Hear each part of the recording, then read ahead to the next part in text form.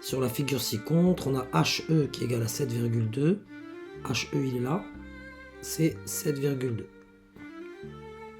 On a EC, c'est 18.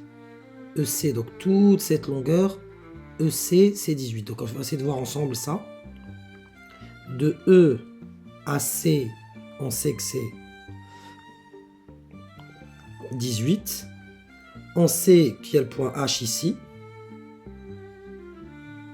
Donc H, il est là. Et on sait qu'ici, de là à là, c'est 7,2. Naturellement, ce qui reste, donc HS, ce qui reste, à savoir HS, cette longueur-là, là, de H à S, c'est tout simplement 18 moins 7,2, ce qui me donne 10,8, excusez-moi. 10,8. Donc, voilà, ça, il faut quand même avoir ces réflexes. Donc, HS qui m'intéresse, c'est cette longueur qui m'intéresse, c'est 10,8. Par ailleurs, UH, c'est 9 cm. UH, de U à H, ici, cette longueur-là, elle est de 9 cm. Et enfin, HJ, HJ de H à J, de H à J, c'est 6 cm.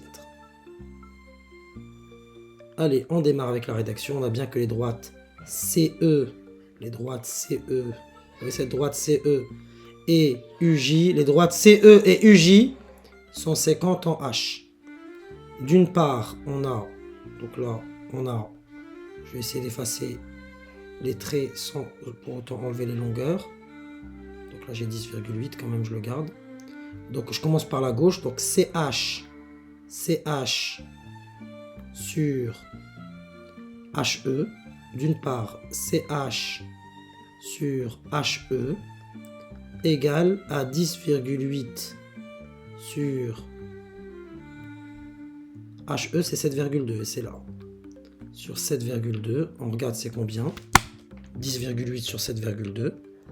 10,8 sur 7,2 égale 3,5. Donc ça vaut 3,5.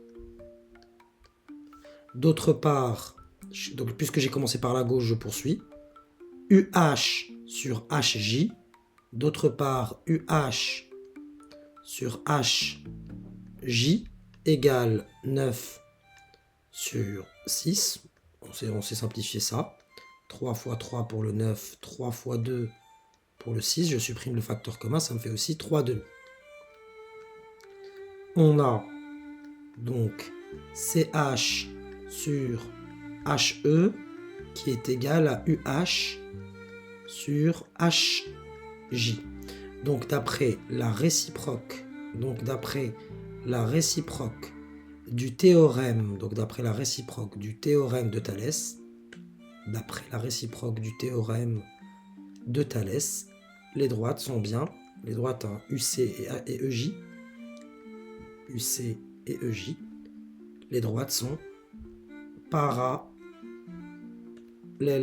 Et cela conclut l'exercice.